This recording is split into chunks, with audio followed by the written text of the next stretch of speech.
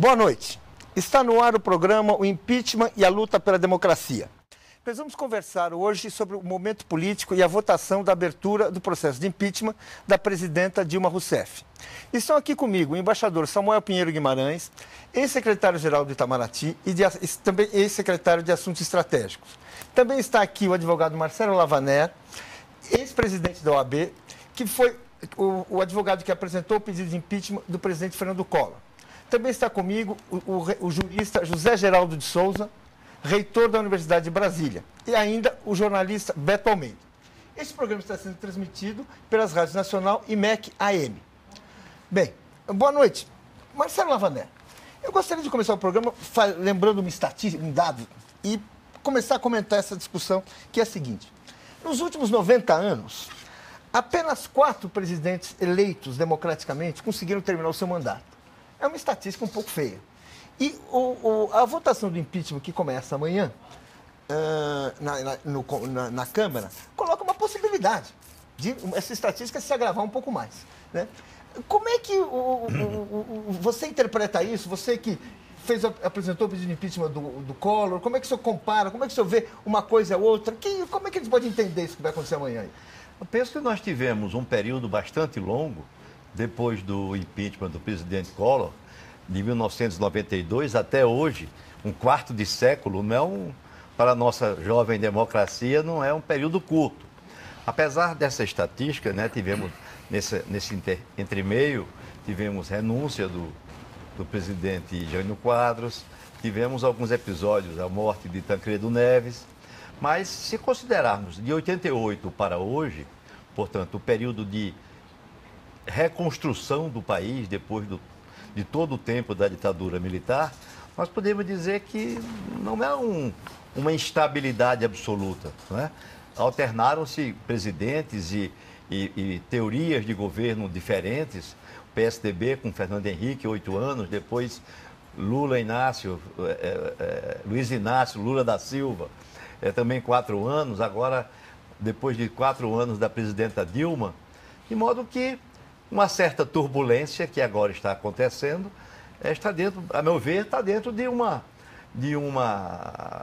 média razoável, que não me leva a entender que o presidencialismo brasileiro seja uma fonte de insegurança ou de instabilidade.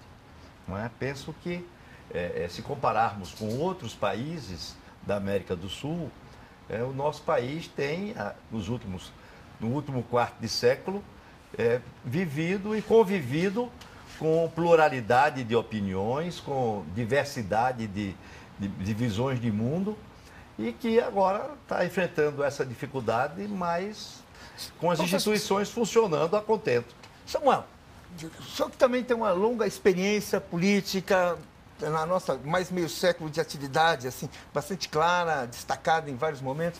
Como é que a gente, a partir desse ponto de vista que está correto, que nós, nos últimos quartos de século, nós tivemos uma estabilidade que desmente um pouco a estatística histórica, como a gente explica que hoje nós estamos na iminência de discutir a possibilidade de impeachment de uma presidente eleita democraticamente? Como é que você explica isso? É um momento histórico? É uma disputa geopolítica? Como é que você explica isso aí? Eu acho que, em primeiro lugar, há um processo na sociedade brasileira de quase que cíclico, né? Você tem um processo de grandes conquistas sociais, né? E importantes, né? Que vão até João Goulart, se quiser, né? E depois há uma reação muito grande das classes hegemônicas, que o Brasil se caracteriza pela concentração de riqueza e de poder. Não há outra característica. Essa é a grande característica, né? Depois há, novamente, um período que as classes hegemônicas organizam o país na ditadura militar. Depois você tem um processo de redemocratização e de conquistas sociais importantes. Legal começar para fazer justiça o governo do presidente Sarney, né? Que manteve a liberdade de imprensa, que restabeleceu a legalidade do Partido Comunista e várias outras que se opôs firmemente àquilo que antigamente se chamava imperialismo. Né? Depois você tem novamente enfim, convocou a Constituinte, foi feita a Constituinte, a Constituição Cidadã, você tem novamente uma onda reacionária, que começa com o presidente Collor, que é a onda da abertura irrestrita, do alinhamento internacional, né? Tomando o aspecto internacional. Depois você tem essa onda do presidente Collor, com ligeira interrupção louvável do presidente Itamar, que não está aqui para nos ouvir, né? Mas louvável interrupção. Preciso lembrar que o presidente Itamar impediu a privatização das companhias de eletricidade em Minas e disse que iria resistir pela força.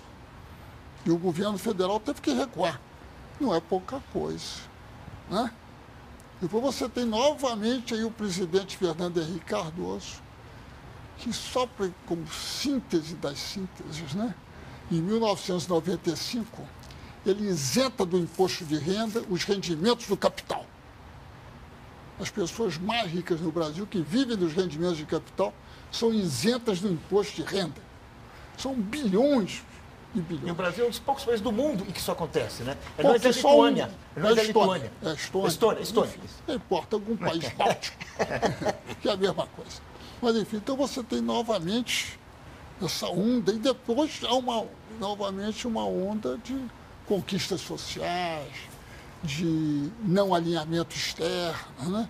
Essa é a questão dos BRICS, da América do Sul, o apoio à Venezuela, né? E assim por diante. Então, nós estamos agora vivendo uma reação conservadora fortíssima. O impeachment é um episódio nessa reação, né? É um episódio, mas há uma ofensiva conservadora econômica, social, a questão da minoridade, a questão do Estatuto do Desarmamento, e aí por diante, né? E na área trabalhista. Então é um ataque em todas as frentes. Esta é uma das frentes extremamente importantes, que é a tentativa de golpe através do judiciário. Professor, o senhor que é jurista, vamos falar um pouco de golpe através do judiciário, que é assim, a gente falava há 2 anos, quando se discutiu a ação penal 470, o mensalão, a gente falava em judicialização. Hoje nós estamos falando de uma coisa um pouco mais que judicialização. Estamos falando em golpe através do judiciário. Como é que é isso? Vamos explicar isso um pouco. Eu queria entrar nesse assunto, mas queria propor também um olhar para este problema por um outro lado, que é o olhar de que essa experiência política tensa que nós estamos vivendo e que o processo de impeachment agudiza, mostra uma sociedade que está aprendendo a ser democrata, uma sociedade que está fortalecendo suas instituições. Uma sociedade que, saída do colonialismo, do favor, está construindo os direitos. E que tem um protagonismo muito importante, que é a experiência notável dessa conjuntura, que é a presença social mobilizada, constitutiva, produzindo sentido na cena pública, que é a sociedade civil organizada, a realização do conceito de democracia direta. Então, elas interpelam as instituições, interpela o executivo chamando para que ele seja uma dimensão experimental do protagonismo da democracia, interpela o legislativo e interpela o judiciário. O judiciário que foi a expressão da construção das instituições pós-coloniais, todas inseridas na manutenção de um sistema de favores. Getúlio dizia, para os amigos, tudo, para os inimigos, a lei. E se nós queremos reduzir o sentido do direito, chamemos o judiciário para que ele limite o jurídico. Veja que toda a experiência do judiciário é de restrição dos direitos que são socialmente construídos. Então, eu acho que agora vivemos um tempo, por impulso do protagonismo social, de reposicionamento das instituições. E o judiciário vivencia isso dramaticamente, tendo que lidar com 2 fundamentos. Um é reconfigurar a sua função social, quando ele é chamado também para fazer a mediação de que o direito não seja uma promessa vazia da lei.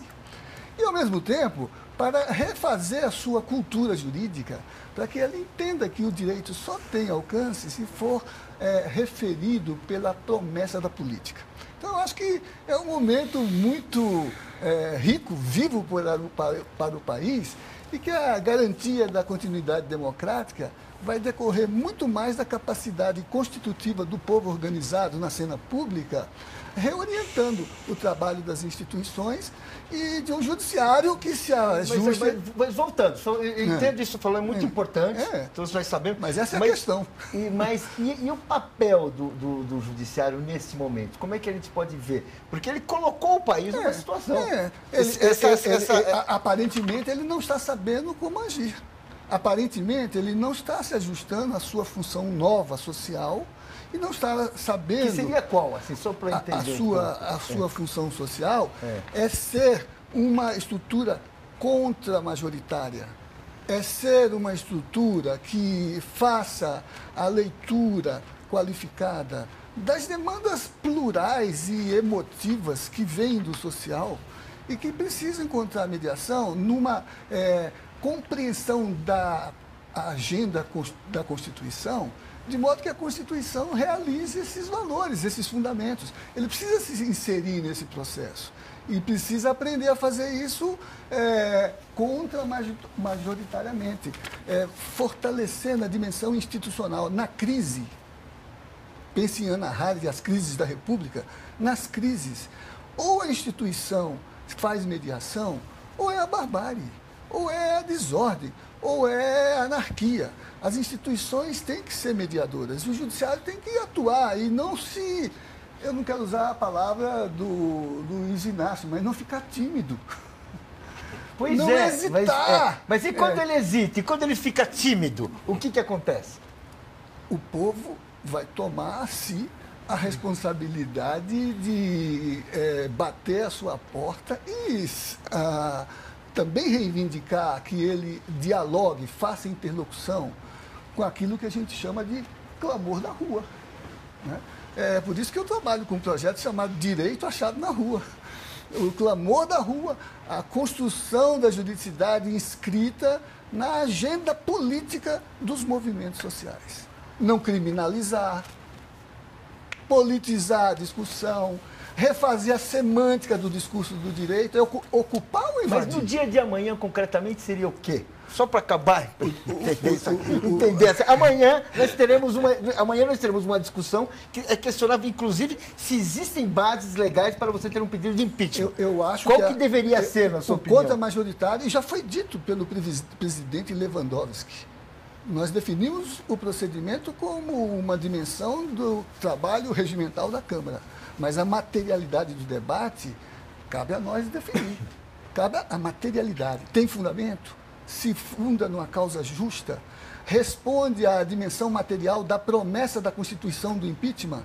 Ou é um golpe? Ele vai ter que distinguir se é um golpe ou se é uma função republicana de avaliar a conduta típica de um presidente da República. Ele vai ter que fazer isso. E acho que o judiciário, como os demais poderes, deviam assumir uma dimensão republicana e sentar à mesa para construir uma agenda de reconstrução das instituições. Beto, eu vou sair um pouco desse plano, mas voltaremos.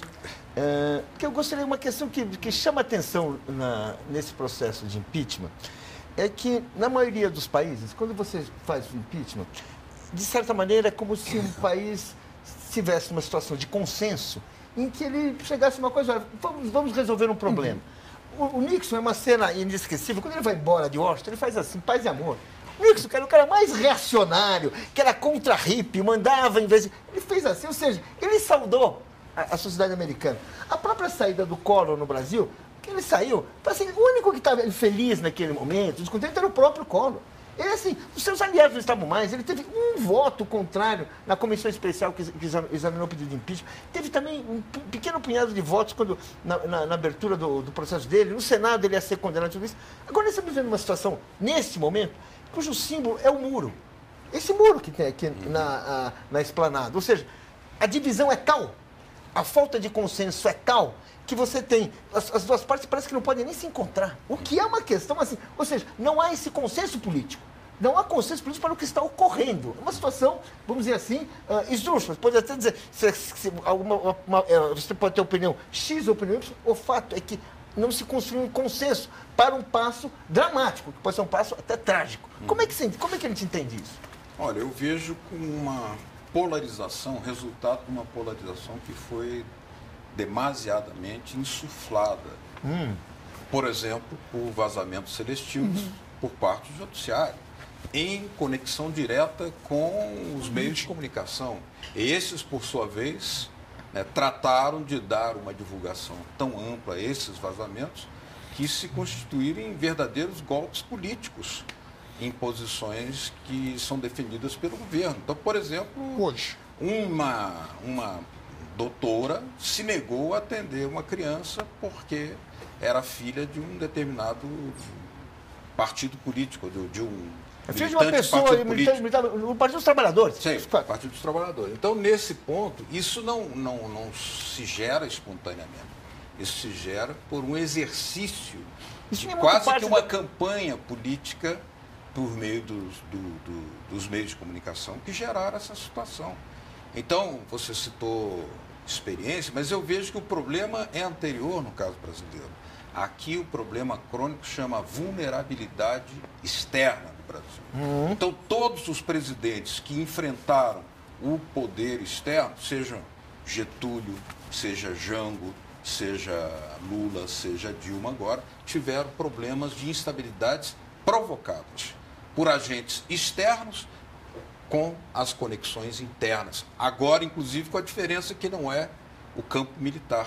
O método, o veículo, é o judiciário em combinação com os meios de comunicação para desestabilizar o governo. Explica um pouco mais. Eu sei que aí a gente tem uma senda. Explica um pouco mais essa presença externa. Eu sei que existe, por exemplo, investigações que são feitas com auxílio do Departamento de Justiça americano. Por exemplo. Que permitiram reconstruir certas informações. Gostaria, vamos falar um pouco mais disso, que eu acho isso importante. Por exemplo, os procuradores foram aos Estados Unidos e para lá levaram informações estratégicas da Petrobras. Não por acaso é a Petrobras o alvo mais decidido das investigações que estão feitas, porque investigações podem ser feitas sem a necessidade de paralisação econômica de um setor crucial da economia brasileira, favorecendo a quem? As empresas concorrentes externas, as multinacionais. Eu lhe dou um exemplo. No caso da Líbia e no caso do Iraque, as empresas brasileiras de engenharia nacional, reconhecidas pela sua eficiência internacionalmente, foram de lá expulsas desses dois países por meio de bombardeios. Aqui por uma ação que vem da interna, em nome da moralidade. Em nome da moralidade. Então, a falsa bandeira dos direitos humanos que foi utilizada no Iraque, na Líbia, aqui foi substituída pela bandeira da corrupção. Mas o fundo concreto é: paralisemos esse setor, quem é que vem? Está paralisado, inclusive, por exemplo, a Odebrecht, que faz obras na área da indústria da defesa, que foi demolida no período Fernando Henrique Cardoso, está sendo reconstruída agora. Os militares têm consciência disso. O projeto do submarino nuclear recebeu importante apoio tanto do presidente Lula como da presidenta Dilma. E isso é uma questão de geopolítica internacional. Então, você não pode, um país desse tamanho, desarmado, esse desarmamento unilateral foi feito através da demolição da indústria bélica nacional. A tentativa de reconstruir incomoda o poder externo, a geopolítica. Por isso há uma conexão muito clara entre a paralisação que resultou da investigação da Lava Jato. Não era necessário paralisar economicamente esse setor para fazer investigação. E isso beneficia, evidentemente, as empresas concorrentes. Nós temos que fortalecer ou não o setor da engenharia nacional brasileira e o setor estatal. Samuel, o seu livro O Brasil numa Era de Gigantes, justamente o senhor trata disso. De um mundo onde existem novas potências, existe uma superpotência que vai se consolidando assim. de uma grandeza incomparavelmente, que não dá para comparar com qualquer outra, que é os Estados Unidos, um poder bélico absurdamente superior. Vamos falar um pouco disso. Queria que você ajudasse a gente a dar elementos para entender esse momento que o Beto colocou aí, que vale a pena a gente falar um pouco mais. Eu acho que no período do presidente Lula especificamente, né, houve um esforço muito grande na área da política externa brasileira de construir um bloco sul-americano. Este bloco, não só o Mercosul como a Unasur, tem um aspecto muito interessante. É que todas as divergências entre países sul-americanos que eram decididas na OEA passaram a ser decididas na Unasur. Por exemplo, a questão do Paraguai, a questão do Equador, as questões na Bolívia, normalmente iriam para a OEA, onde os Estados Unidos têm uma maioria de votos extraordinária. Isso foi muito ressentido. Segundo, o alinhamento do Brasil com os chamados BRICS, isso é, com a China e com a Rússia. Vamos deixar as coisas claras. Não é? Quem é que é importante? Né? Principalmente a China. Né? Então, você tem esse aspecto e você tem e outros, né? Quer dizer, na América do Sul, que o Brasil passou a ter um protagonismo extraordinário como mediador mesmo de divergências entre a Venezuela e a Colômbia, entre a Colômbia e o Equador, e assim por diante, diversas situações. Né? Muito bem, tudo isso incomoda. Né? E, digamos, a reconstrução, digamos, do Estado brasileiro. A questão, por exemplo, são coisas específicas. A questão do conteúdo nacional. Se o Brasil comprava plataformas em Singapura, na Malásia, um remoto país oriental, né? E passou a se exigir conteúdo nacional que fortaleceu muito a indústria de bens de capital. Outra coisa extremamente inconveniente, né? E a oposição que o Brasil tem feito, que o governo vinha fazendo, aos esforços de algum tipo de assinatura de tratado de livre comércio. E o fim da ALCA, na famosa reunião de Mar del Plata. Né? E assim por diante. Então você tem aí essa ofensiva agora, como o Beto já mencionou, desarticula a Petrobras. Mas eu queria retomar a questão do golpe do judiciário, porque a atitude do juiz Sérgio Moro é profundamente ilegal. A lei de delação premiada não permite o vazamento das delações. E o judiciário, na sua mais alta instância, poderia, desde o início, ter impedido isto. Desde o início, ter chamado a fala. Tanto é que, quando o ministro Teori Zavascki fez alguma crítica, o juiz Sérgio Moro mandou uma carta se desculpando, de forma ambígua e sinuosa, mas se desculpando. Né? Então, isso tudo foi montado. Aliás, há um artigo interessante do juiz Sérgio Moro sobre a operação Mãos Limpas, em que ele diz isso, que ele vai violar a legislação para que, com o apoio da mídia, mobilize a opinião pública contra os corruptos. Você criar um movimento de opinião, de execração das pessoas. Não, e chega ao ponto agora... Sem serem réus, sequer réus, que não são ainda réus. Né? Ainda não foi declarado. Né? Isso é muito grave. Muito grave. Um pequeno juiz lá do interior, mas que houve a permissão do sistema judiciário para que ele se comportasse assim. E o exemplo é hoje. Hoje há um vazamento seletivo do depoimento do ex-presidente Andrade Gutierrez, e a imprensa o interpretou de uma forma que não é o que ele disse. Distorceu. Porque ele diz que o presidente Lula não tinha nada a ver. E a imprensa disse... Distorceu. Qual foi a frase da imprensa? Que foi a pedido do presidente Lula. Foi exatamente o contrário que ele disse. Quer dizer, que coisa interessante. Esse vazamento de 6 horas de depoimento, uma frase distorcida, na véspera da votação, para incitar a população.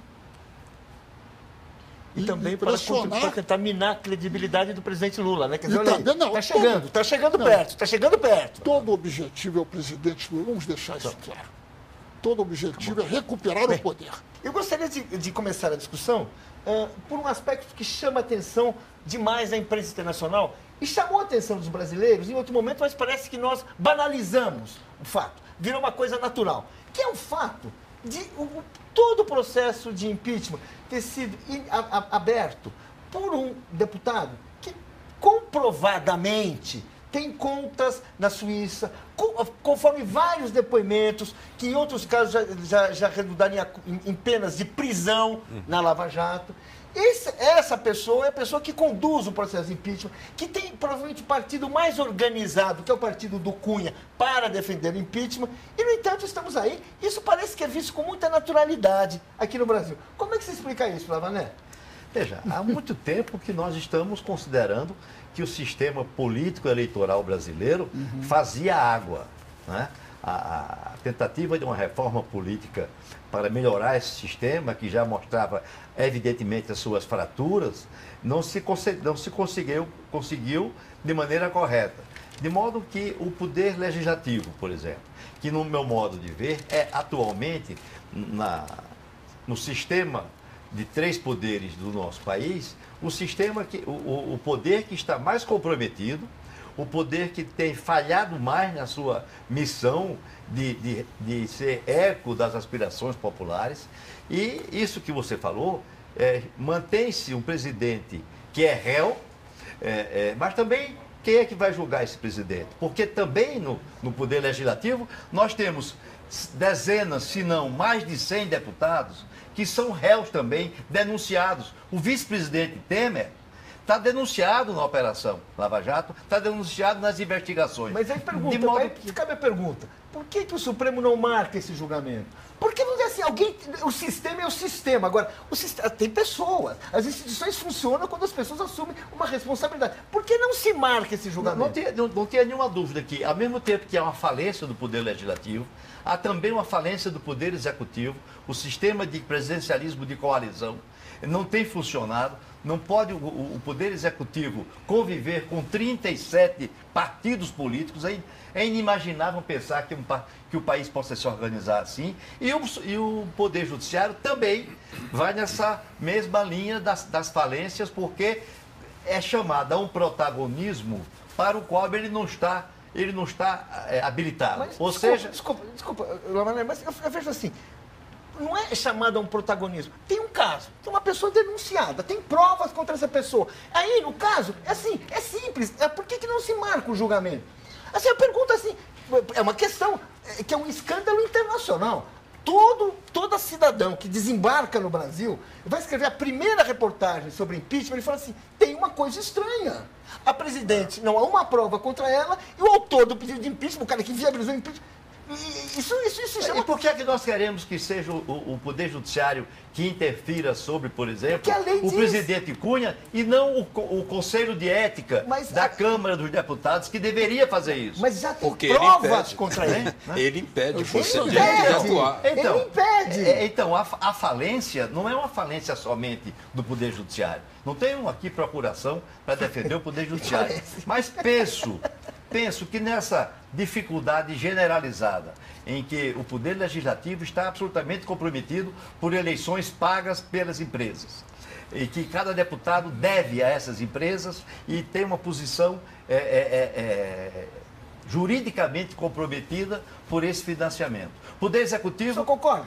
Poder Executivo... Deixa eu terminar. Poder Executivo também falido na medida em que, com muita dificuldade de operação, porque se valeu de alianças com 35 partidos que não pôde levar adiante. E o Poder Judiciário, que também tem a sua culpa, evidentemente, porque não tem essa cultura desse protagonismo. Na hora em que ele é testado, politicamente, ele não tem o amadurecimento necessário para, por exemplo, resistir à pressão da mídia. Nós já vimos isso no Mensalão, em que o Supremo Tribunal Federal teve um comportamento extremamente dócil em relação à mídia.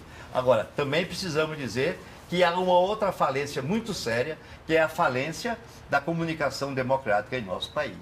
A mídia é golpista por excelência. Tá bom, por favor. Então, como você avalia isso? Você concorda? Eu Como é que é continuo isso? achando que quem tem clareza do momento político e do sentido transformador das grandes referências éticas e sociais do país é a sociedade civil organizada. Isso. Os poderes estão aturdidos. Os poderes estão num momento de perda de rumo, seja porque se desconectaram do momento político dessa nossa conjuntura, seja porque estão indecisos sobre o modo de agir. Você se referiu ao Poder Judiciário. No caso específico, com a Cunha. cautela que eu acho que o Marcelo disse é preciso ter, é óbvio que nós percebemos ali esse aturdimento, né, que se manifesta no momento em que, por exemplo, abaixos assinados, atos públicos, são protagonizados por magistrados, são protagonizados por membros do Ministério Público e que se dividem no posicionamento em função de que não sabe a que lealdade atender e que papel social cumprir. O legislativo, o judiciário, por definição tradicional, atua por provocação. Mas você tem razão, o Supremo foi provocado. Foi provocado. E, pior, como disse o embaixador Samuel, foi provocado do ponto de vista jurisdicional, ou seja, ele tem que agir porque tem pauta para agir e parte da responsabilidade desse momento que nós estamos vivendo é dele, porque não foi ativo, não é o caso de politização do judiciário, é de judicialização da política aí, porque ele precisa fazer isso, mas em parte porque ele detém a direção administrativa e correcional do Conselho Nacional da Justiça. Este juiz tinha que ter sido enquadrado, porque esse juiz assumiu como ator descolado do ethos da sua classe e das funções da sua atribuição, agindo como um ator político. Está mais que evidente. E por isso que também é politicamente que se formam as posições de solidariedade a ele ou de hostilidade a ele. Vira um fla-flu. Exatamente. Que é? Exatamente. Né? Então eu acho que, por exemplo, o Conselho Nacional da Justiça já deveria ter feito,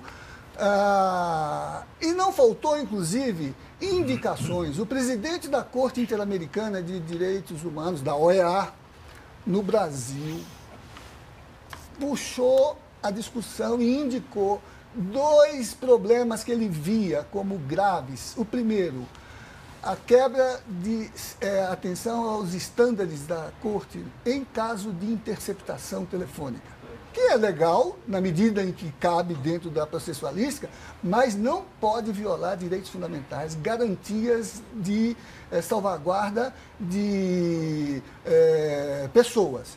E a outra que ele disse, a caracterização nítida do DNA do golpe institucional que se organiza já há algum tempo na América do Sul, Honduras, Paraguai, e que ele vê com todas as características no artifício de identificar uma situação que é constitucional no sentido formal. O impeachment, sim, está previsto na Constituição, mas não pode ser ativado contra ela. Não pode ser ativado sem se colocar como seu fundamento a condição material da sua realização. Isto o Supremo tem à sua mão e não teve, vamos dizer assim, discernimento, me perdoe a expressão, data máxima venia, né, para decidir neste sentido. Quem assistiu às últimas reuniões do Supremo, às últimas sessões, com angústia, que se já é parte desse fla-flu a que você referiu, entre nós juristas, é tormentosa, porque é a angústia da percepção do colapso institucional do poder. Professor, não me surpreenderia que numa atitude absolutamente leviana da Câmara Federal de estabelecer um golpe com o processo de impeachment sem crime, Sim. não me surpreenderia que o Supremo Tribunal Federal dissesse que este processo é ilegítimo, essa decisão não vale, e o Supremo Tribunal Federal põe a ordem naquilo que é um comportamento absolutamente contra a Constituição. Ou seja, eu não descarto a possibilidade de que o Supremo Tribunal Federal venha a cumprir no seu momento exato, e isto ficou claro na última sessão, em que o Supremo Tribunal Federal deixou bastante claro que, neste momento, nós cuidávamos de um parecer que não é gerador de direitos, mas que uma decisão da Câmara Federal aceitando um processo de impeachment sem crime, justa causa, o que é sem justa causa, em desobediência à Constituição, ele vai se pronunciar a respeito disso. E não me surpreenderia, repito, que o Supremo Tribunal Federal dissesse este processo de impeachment é ilegítimo, é inconstitucional. Mas é o contrário do que o Supremo tem feito, porque com a sua omissão, com a sua paralisia diante de provocação técnica, porque, por exemplo, houve um parecer do Procurador-Geral da República, Janot, solicitando o afastamento do presidente da Câmara. Isso não foi julgado há mais de 60 dias. Isso tem um efeito político. Claro, isso tem um efeito político. Não chamar a atenção para certas irregularidades de procedimentos do juiz Sérgio Moro tem um efeito político claro. E não conduzir nada em relação aos vazamentos seletivos, que também tem efeito político, claro, partidário. Vira direito adquirido, né? Cadê o vazamento? Cadê o vazamento? A omissão do Supremo tem uma direção política, um peso político excessivo. E o resultado no fundamento do interna corporis, quando se trata de questão de procedimento, por exemplo, no encaminhamento do impeachment, e não perceber, por exemplo, no caso formal, que nomear ministro de governo é função que nenhum poder legislativo ou poder judiciário pode interferir nela. Exatamente. Não pode. Diga que ele é indiciável e que, portanto, não está protegido mas não pode interromper a nomeação. Claro. Não pode. Pode tirar consequências dela, mas não pode interromper. É usurpar, é subtrair da autonomia de um poder a sua função. Com um claro efeito político. Não pode, porque burla o sistema, indicia ele e impede pelo procedimento judicial, mas não pode impedir a nomeação. Não pode. Uma decisão que tem consequências políticas evidentes. É claro. Porque, assim, toda a reconstrução do governo Dilma, que estava tomando um certo caminho, foi paralisada, porque se colocou em suspenso se o Lula ia ser ministro ou não. Exatamente.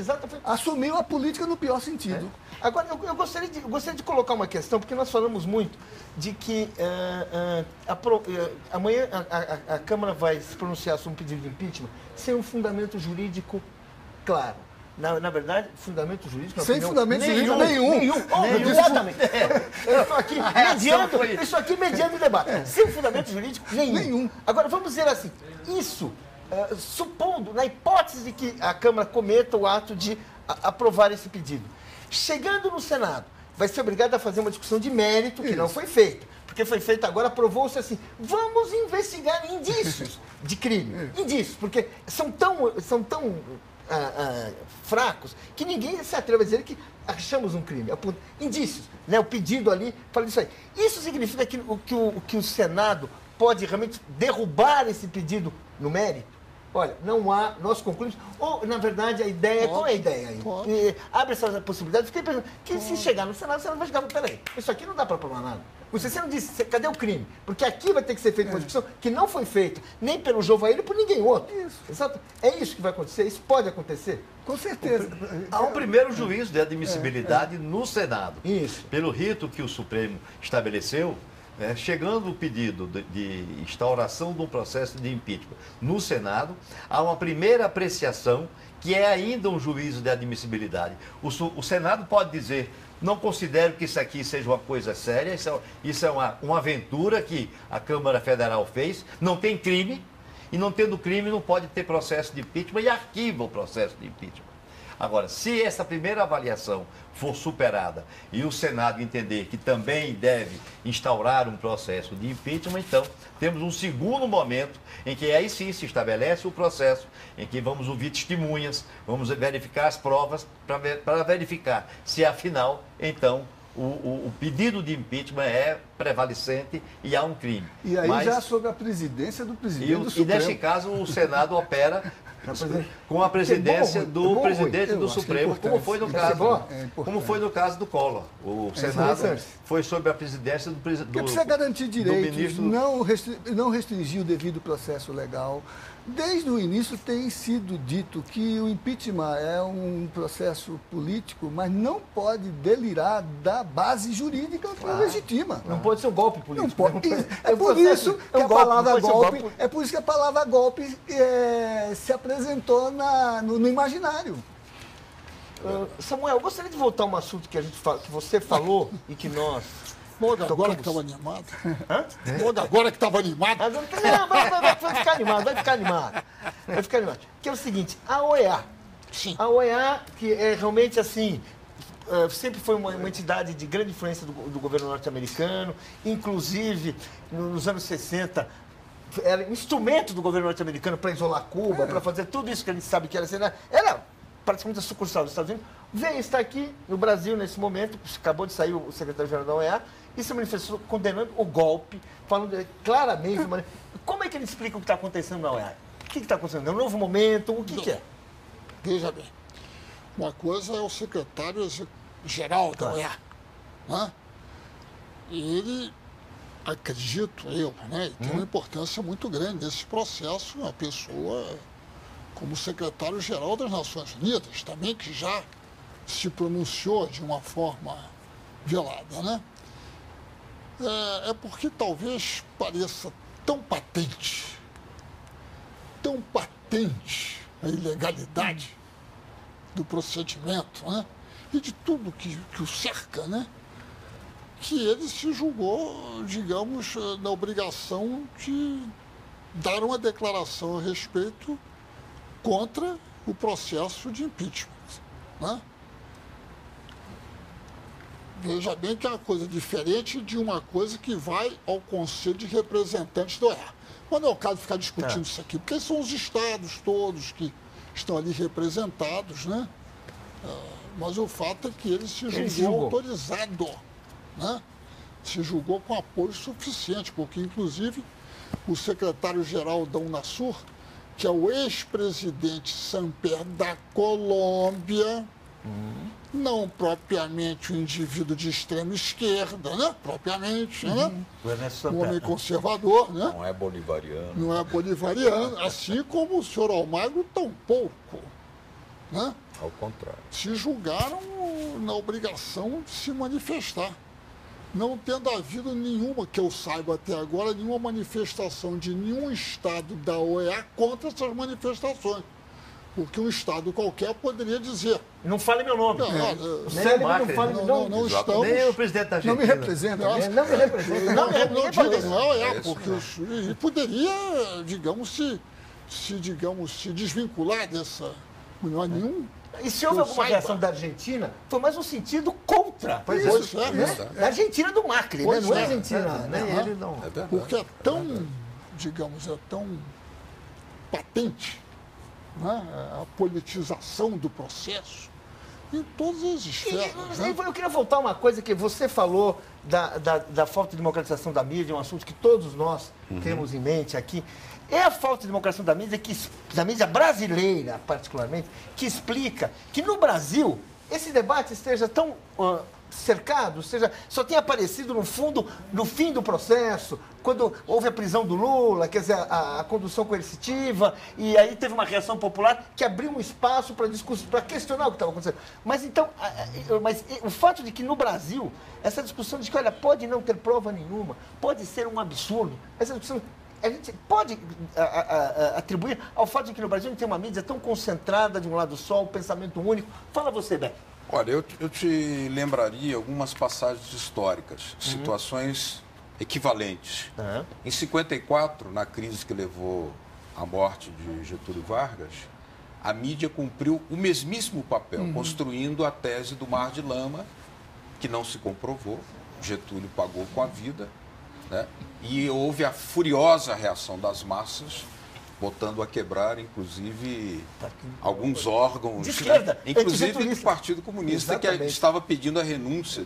E adiando o golpe por 10 anos. Os dirigentes do Partido Comunista propuseram e recolheram o jornal, envergonhado o jornal do Partido Comunista. Em 64, igualmente, houve total, né, unidade midiática, excetuando-se aí a última hora, para convalidar o golpe. Editoriais, defesa. E depois nós tivemos o caso da construção da Rede Globo, que fez a trilha sonora da ditadura. Isso se repete agora. Agora, veja a imensa contradição, Paulo, que há com grandes expoentes da mídia internacional, Der Spiegel, revista Forbes, New York Times, dizendo, mas talvez a Dilma seja a única que não tenha provas de irregularidade e enriquecimento. A única pessoa honesta no processo. É a única honesta desse troço, é ela que vai ser culpada, condenada, né? Com raríssimas exceções, a mídia internacional destoa. É um contraditório completo com a mídia brasileira, né? E no programa aqui mesmo da TV Brasil, VRTV, nós examinamos esse tema dessa contradição, porque ela está relacionada, primeiro, à politização e essa combinação de mídia, judiciário, Polícia Federal, certo? Ministério Público. Ministério Público e setores do e o Parlamento, né? No caso, o presidente da Câmara, para essa operação de desestabilização golpista. Eu queria voltar a um exemplo para falar um pouco mais do golpe de 61, que foi evitado por vários fatores, porque havia um líder político combatendo aquele golpe, que era um líder que não se faz do dia para a noite, que era o governador do Rio Grande do Sul, Leonel Brizola, né? Mas havia também um instrumento, que era a rede da legalidade. Nesse momento, não há uma rede da legalidade. Não se construiu, não se formou. Como é que a gente pode entender isso? Mas poderia haver. Pois é. Vamos falar um pouco. Fala você um pouco, vai. Então, sobre a rede da legalidade, penso que o Beto está mais autorizado do que eu. Eu ia falar de uma rede da ilegalidade. Eu ia falar... Boa. Rede da ilegalidade. Eu ia dizer, existiu, né, Paulo? Eu ia dizer que desses dois episódios do Getúlio e depois de 64, a mídia não tinha ainda essa capacidade extraordinária que a televisão trouxe de convencimento das pessoas, de trazer uma notícia, trazer convocar para um ato público no dia. Trazer um comentário com a potência, com a capacidade que tem a televisão de entrar na mente das pessoas. Então, agora, muito pior do que nesses dois golpes, nós estamos realmente vivendo um processo de massacre de toda a informação, especialmente televisiva, que produz uma lavagem cerebral do nosso povo, que não é dos mais amadurecidos, que não é dos mais cultos, uma sociedade ainda jovem como é a nossa, 400 anos. Tem baixo índice de leitura. Baixo índice de leitura. Que é uma questão... E uma convicção, né, da mídia brasileira de golpismo. Não é por acaso, não é um golpismo. Não é um golpismo aleatório, não. É um golpismo consciente, articulado, entende? E decorrente de nós termos deixado que toda essa comunicação social brasileira fique na mão de 3 famílias ou 4 famílias. Agora, o Marcelo sinalizou aí uma lembrança de que nós podemos ter hoje a construção de uma rede democrática do campo público de comunicação, né? Formando aí um pool que assegure o cumprimento da Constituição. Não é para fazer defesa governista. O cumprimento da Constituição com informação diversificada, regionalizada, plural, por meio de quê?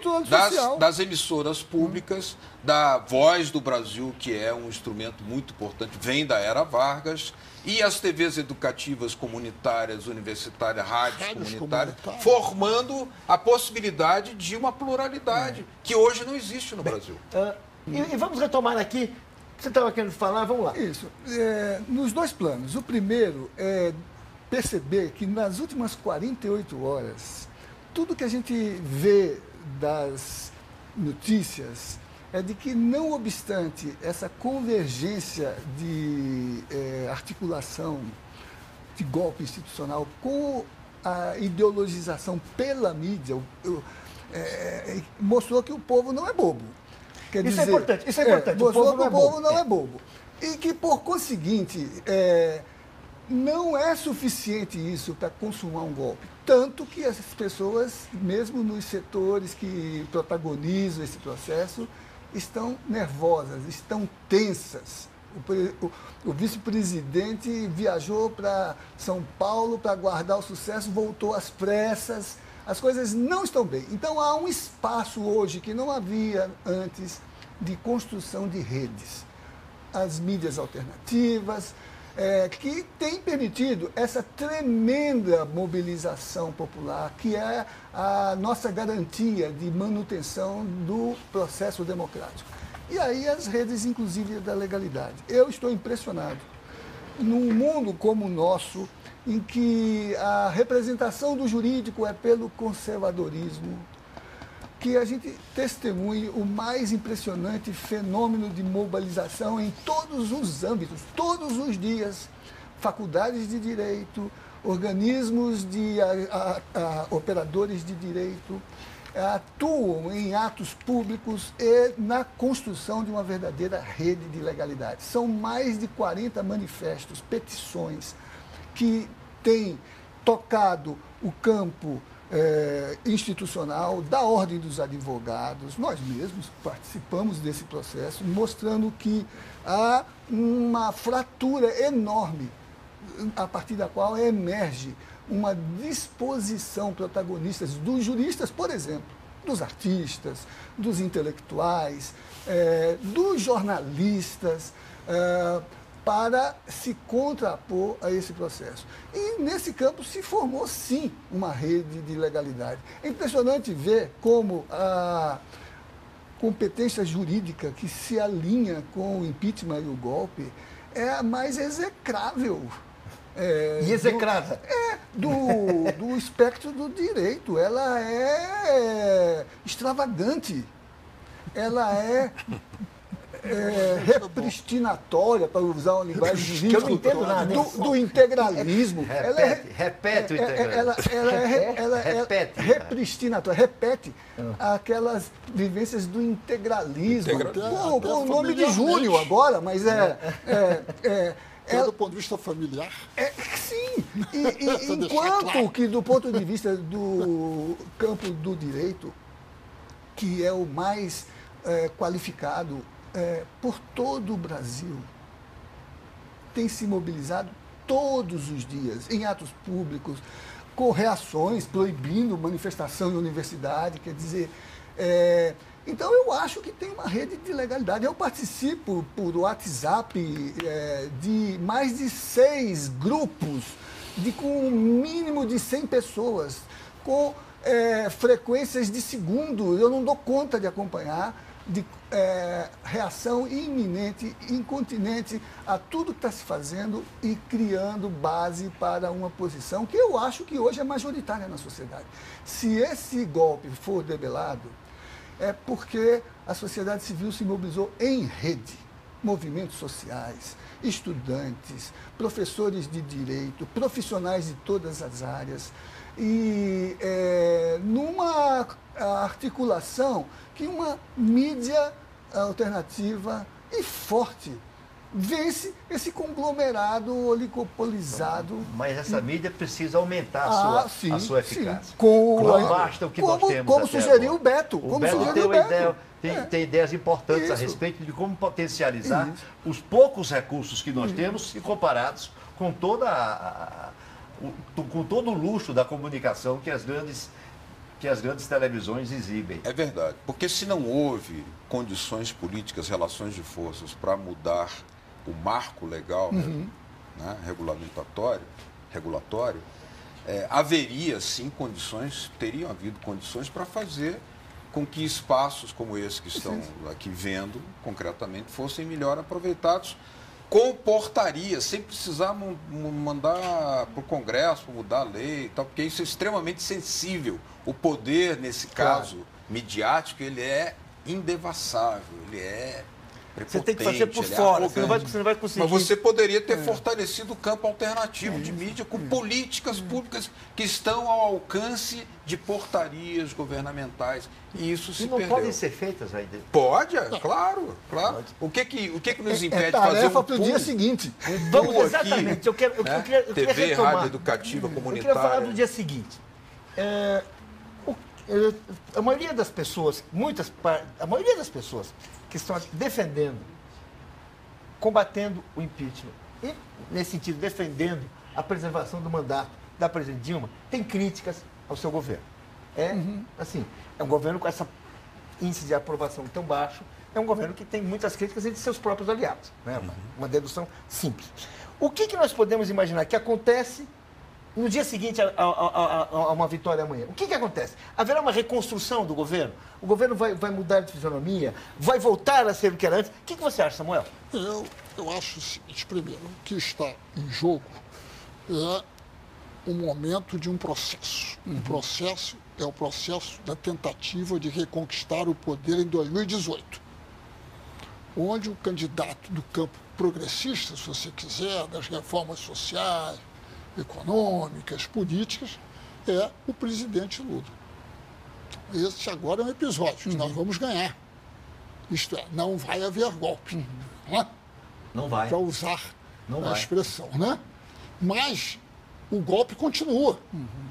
No dia seguinte, no minuto seguinte, ele continua. E nesse enquanto contexto, os golpistas estiverem aí, não desistirão. Exatamente. Não desistirão. Continuarão. Né?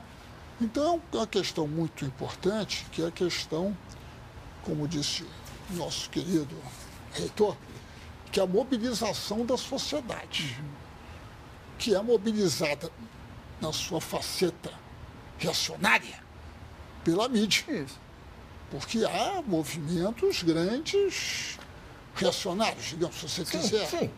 Né? Mas são mobilizações, não são movimentos. Não, sim, mas são mobilizados. Claro. E são repercutidos. Quer dizer, digamos, a manifestação tem, digamos, uma tem 5 mil pessoas, vira 50 mil. Outra tem 50 mil, vira 5. Você faz uma de 5, isso crescer para 50 mil, você fica bombando no dia ali, né? E vai se explorando o dia inteiro, né? Então, isso é uma tarefa extremamente importante, que é de criar a rede de comunicações, como o Beto já mencionou, né? E isso, digamos, utilizando a legislação que já existe, a própria Constituição e tudo, né? Agora, o que eu acho que é extremamente importante é que nós estamos numa tentativa, porque há uma crise, naturalmente, uma crise fabricada, né? Crise fabricada politicamente, fabricada economicamente, uma série de equívocos, né? A Odebrecht demitiu 70 mil trabalhadores. Pois é. Em projetos importantes. Então você tem aí vários fatores intervindo nisso, né? Há uma crise, enfim, várias crises. Mas então será necessário um processo de reconstrução, né? Isso vai ser extremamente complexo, mas que dependerá muito da mobilização popular a favor de um programa econômico que não seja recessivo e com projeto, que não seja contra o trabalhador. Com projeto de sociedade, né? É verdade? Samuel, seja de onde vier este programa, ele não pode ser contra o povo. Samuel, não pode ser contra o povo. Os democratas que estão se posicionando contra o golpe estão defendendo o mandato, mas defendem também que no dia depois, no dia seguinte, este mandato possa cumprir políticas não do tipo que até agora foram obrigados a cumprir. Correção de rumo. Correção de rumo, aquilo que se fez até agora, uma tentativa de acomodação, já não tem mais essa tentativa de acomodação. Nós queremos manter o mandato da presidente, mas queremos que esse mandato, a partir de segunda-feira, cumpra o perfil histórico que a presidenta tem, que o Partido dos Trabalhadores tem e que os democratas exigem, ou seja, um governo voltado para políticas públicas populares. Fazer uma pergunta nesse ponto para o Beto. Beto, eu queria saber o seguinte: você acha possível, como a gente sabe, esse é um golpe, outros virão. Outros virão. Tem 35% pedido de impeachment no Congresso. Alguém acha que não vão fazer uma nova tentativa, que não vão descobrir uma nova delação premiada?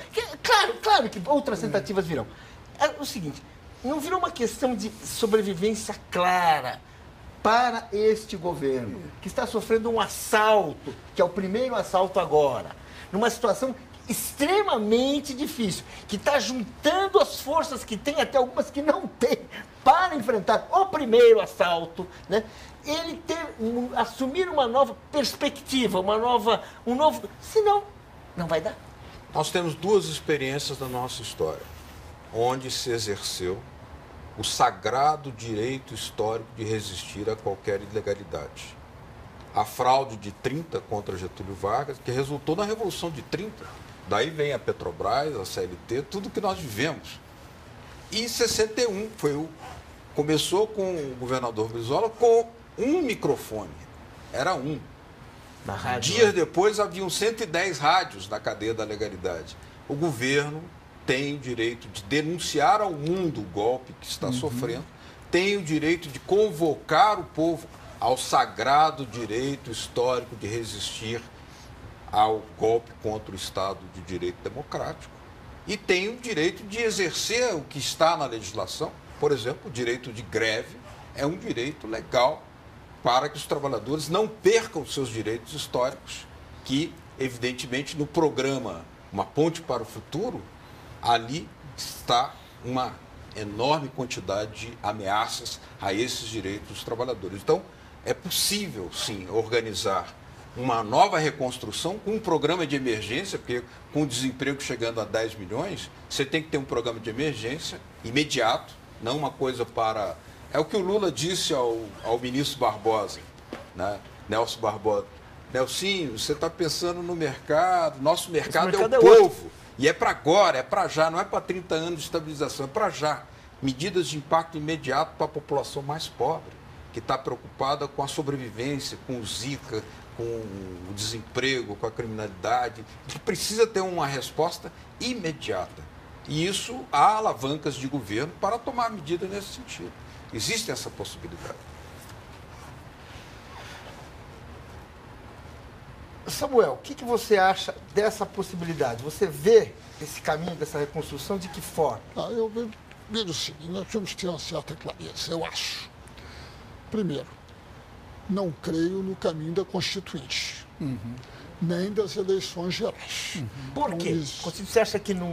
Porque acho que você, para ter a Constituinte, você teria que ter, acredito eu, que o nosso juiz, você tem que ter uma ruptura e você teria que ter o poder de convocar a Constituinte. É o momento constituinte. Que seria do Congresso, acredito. Eleições gerais também. Muito bem, então não é isto. Nós temos os partidos que existem dentro do Congresso. Para que o governo faça políticas, ele precisa de apoio do Legislativo. Né? Para isso é necessário montar uma frente no Congresso para poder fazer passar a legislação. Né? E não ter uma oposição imediata, e para evitar que haja um processo permanente de golpe. Para isso é preciso uma grande articulação política dos diferentes setores. Né?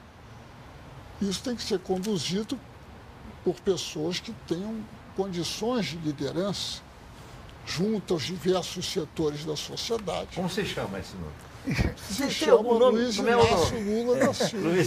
Isso significa que o julgamento da semana que vem tem um sentido estratégico até 2018. Se você eliminar essa possibilidade, estamos eliminando muitas outras possibilidades. Isso, um dos ministros do Supremo disse no plenário. Como assim? Quem disse o quê? O ministro Marco Aurélio disse em parte de sua peroração, de sua intervenção. Disse claramente. É preciso uma figura credenciada para garantir com o seu carisma, o seu lugar institucional, a validade dos acordos, do pacto. Então eu vejo dessa forma, entende? Você não vai ter soluções mágicas aí. Né? não há de ser uma rede que cai do céu que vai. que vai trazer essa Mas tem a solução. vantagem, porque esse momento tem, que é ruim, tem um lado bom. Livrou o lastro, se desvampiriza. E mesmo com uma condição, às vezes até de minoria, pode recompor a base parlamentar. Não, mas tem que sem recompor. estes que já foram identificados como os golpistas, como o antipovo, como os que se integram ao projeto pós-colonial, os que só vivem de favores. Não têm aptidão para construir direitos, não têm aptidão para construir direitos. E eu acho que, nesse dia seguinte, uma coisa que não pode ser deixada ao largo, é preciso chamar à responsabilidade os traidores da República. Como? Como? Temos É uma coisa que nunca se fez. Temos que recompor aquela nossa agenda de levar essa rede de legalidade a uma audiência ao Supremo. Acho que devemos levar um voto de confiança ao Supremo. Marcelo Lavené, temos que, segunda-feira, pedir audiência ao Supremo para levar um voto de confiança ao presidente Lewandowski e dizer que nós confiamos na competência republicana contra-majoritária de um poder da República que pode construir, ajudar a construir uma mesa também. Não foi feito pacto republicano pela democratização e a reforma do judiciário com os três poderes? Não foi feito. 2 pactos republicanos pela redemocratização e pela reforma do judiciário, com os 3 poderes assinando as intenções e os compromissos legislativos, organizativos, orçamentários. Construa agora, dentro de um chamamento que já vimos, tem a atenção da OEA, tem a atenção da Corte Interamericana de Direitos Humanos, tem a atenção da confiança democrática do país e que é possível sustentar com uma boa rede de mídia engajada na pedagogia para a cidadania. A missão pública Marcelo, do jornalismo. É o seguinte, o senhor falou muito de reforma, de falência do sistema político, tudo isso. Assim, pensando em reforma política, vamos dizer assim, que nós temos uma situação política que é uma coisa que, vamos dizer assim, você gera impasses e também um dos impasses é que a gente não sabe como sair dos impasses. Né? Qual que seria assim o ponto da reforma que daria para fazer, para ser encaminhado assim Nós de já imediato? começamos isso quando afastamos o financiamento empresarial das próximas eleições. Isso já O é um Brasil ponto. vai viver daqui a 6 meses a primeira eleição desde que existe a nossa terra em que não será o poder econômico que vai financiar os candidatos. Para isso precisamos de fiscalização, para isso precisamos de que a justiça eleitoral funcione, para isso precisamos que a lei que estabelece, que a decisão que estabelece a proibição da compra do candidato e do aliciamento, da cooptação do candidato pelo poder econômico, não funcione. Agora, não é somente isso. Nós temos que pensar numa reformulação da nossa democracia representativa que tem mostrado fraturas no mundo inteiro. Então, se vamos reconstruir o país a partir dessas turbulências todas, então nós precisamos de aprofundar essa reforma política de tal forma que o país tenha mecanismos mais eficientes de diálogo, de comunicação. Por exemplo, o mecanismo entre o recall, governo você acha que pode ser interessante? e a sociedade civil. Não tenha nenhuma dúvida que nós precisamos disso. Precisamos enfrentar a questão dessa pluralidade, não, dessa enxurrada de partidos políticos. É incompatível isso. Quem permitiu que isso acontecesse era exatamente para não deixar que houvesse governabilidade. Não pode haver governabilidade com 37 partidos representados, quase 40 partidos no país. E, especialmente, também temos que mexer, temos que modificar a eleição proporcional aberta que nós temos hoje, em que os partidos políticos se descaracterizam e nós somos acostumados, e nós ficamos cada vez mais votando em pessoas e não em programas, e não em teses, e não em visões de mundo. De modo que é preciso, se nós vamos, a partir de depois de amanhã, ou quando isso acontecer, essa reconstrução do Estado, nós temos que mudar o nosso sistema político eleitoral, se não mudar até a estrutura mesmo de Estado. Mas isso seria para um momento no futuro. É razoável pensar que, superada essa turbulência, se possa, no momento seguinte, se pensar numa reconstrução em que o governo possa recompor sua base parlamentar. Hoje o governo tem 200 e poucos votos na Câmara Federal. Se incorpora mais 80 votos, então ele fica com maioria no parlamento. Então ele pode pensar em levar as suas propostas ao parlamento sem essa chamada pauta-bomba retrógrada e do retrocesso que está sendo ameaçado, né? Inclusive pelo programa Ponte do Futuro do PMDB, que é um programa que cobra sacrifícios, como o próprio ex-quase futuro presidente da República, que já sentou na cadeira antes da hora que ele imaginaria que poderia sentar, em que ele disse que vai cobrar sacrifícios. Sacrifícios nós estamos cobrando hoje do povo brasileiro, com desemprego, com ajuste fiscal, com a possibilidade de nós termos cada vez menos dinheiro nos programas sociais, porque existe um tal de superávit primário que nós temos que entender, que é um fantasma que está aí assombrando os mais pobres. De modo que, então, é possível ter um programa? Sim, acho que pode. E essa crise, Paulo, teve um condão muito importante de que o Zé Geraldo falou e que nós estamos assistindo, que é um renascer do espírito patriótico, do espírito de que a pátria é nossa, de que isso nos pertence, de que nós temos que ir para a rua. Não deixar a rua para aqueles que não têm convicção, não deixar a rua para uma turba desorganizada. Só para esclarecer um pouquinho, para ficar bem claro, nós estamos falando, eu acho que é daquela reação brasileira em 1.200 cidades do Brasil, pontos do Brasil, à prisão do Lula. Isso. Que foi o movimento aquele momento em que, vamos dizer assim, acordou. Falando de acordar não. Agora que ficou claro, peraí, o que está acontecendo é isso. É este símbolo que está sendo levado e a gente não sabe para onde foi isso que deu. É disso que nós estamos falando. Essa reconstrução da cidadania que se faz a partir daí. Os golpistas querem apenas tirar a Dilma. Aqueles que são contra o golpe não querem só manter a Dilma. Querem participar da construção de um novo país. Porque nós somos, inclusive, críticos de muitas políticas, como já foi dito aqui, de que o governo da presidenta Dilma teve que fazer. Até acho que, talvez até a contragosto. Mas de modo que nós temos um projeto. Essa turba, essa malta de golpistas que está indo para a rua, não está organizada. Qual é a entidade da sociedade civil que está por trás desses que se dizem defensores do golpe e que em momentos cruciais são defensores da volta dos militares? E qual é o seu programa, além da palavra oca, corrupção? Pois é. Qual é o programa? O Código Penal não pode ser o projeto do país. O projeto do país é mais do que isso. É desenvolvimento, é igualdade, é futuro para nossas futuras gerações. E o perigo de que essas manifestações são convocadas por líderes financiados por organizações externas. Isso é um perigo para a soberania nacional. Acho que a questão da Ponte para o Futuro é a segunda tentativa de demolição da Era Vargas, que o Fernando Henrique já havia anunciado, não conseguiu fazê-la toda, porque vieram os governos de Lula e Dilma e mantiveram boa parte do que era a herança boa da Era Vargas. Então, essa tentativa continua e é um golpe dentro do PMDB também, porque o programa escrito lá por Luciano Coutinho, governador Requião, Nacionalismo, Esperança e Mudança, foi substituído pela Ponte pelo Futuro, que é a nova demolição da Era Vargas.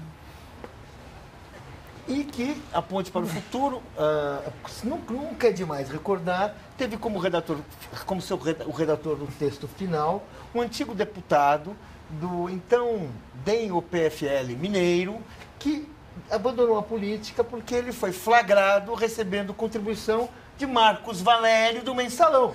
E ele, para completar o corolário da moralidade pública, esse é o último exemplo que nós temos aí, para que as pessoas até não lembram, mas é um fato que isso aconteceu, um fato assim, conhecido, né? E aí eu gostaria, com esse exemplo, me despedir aqui, agradecer ao Marcelo Lavanera, ao Zé Geraldo, ao Beto, ao Samuel, e agradecer especialmente a você que nos assistiu até aqui, esperando que tenha sido um programa útil para as reflexões para o dia de amanhã. Boa noite.